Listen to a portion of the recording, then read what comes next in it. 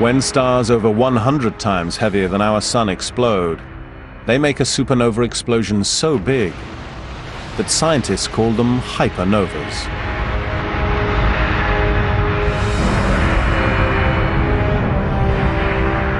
And it was a hypernova that almost started World War III.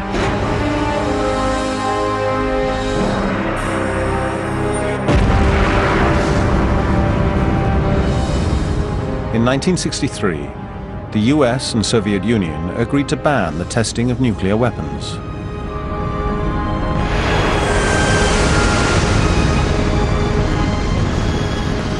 To keep an eye on the Russians, the US launched spy satellites.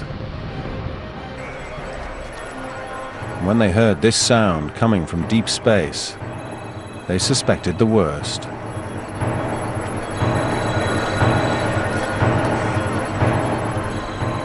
The United States government launched the Vela satellite, looking for nuclear detonations.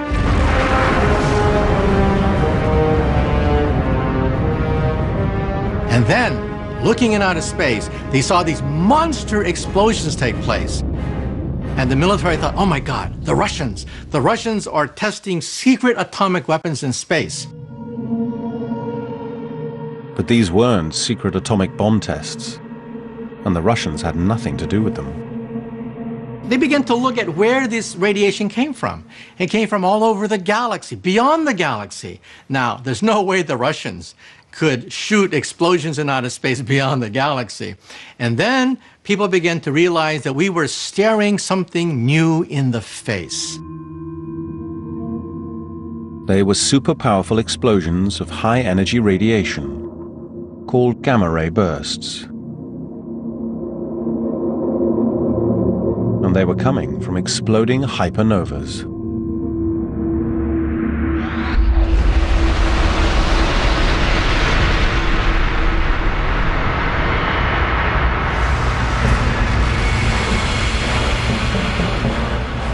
During a normal supernova explosion, gravity crushes a star's core into a neutron star.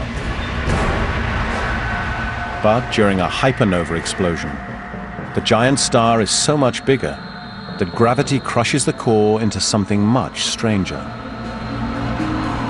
A black hole. And the black hole immediately begins to devour the dying star around it. The rest of the star can't all go in that little bitty hole in the middle. It starts to swirl around and it forms an accretion disk, which is feeding the black hole at about 1 million Earth masses a second. And so, as you might imagine, something dramatic is going to happen here.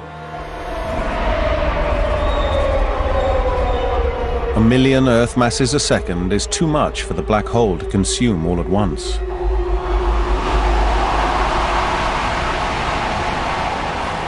So it discharges a lot of it back out at nearly the speed of light.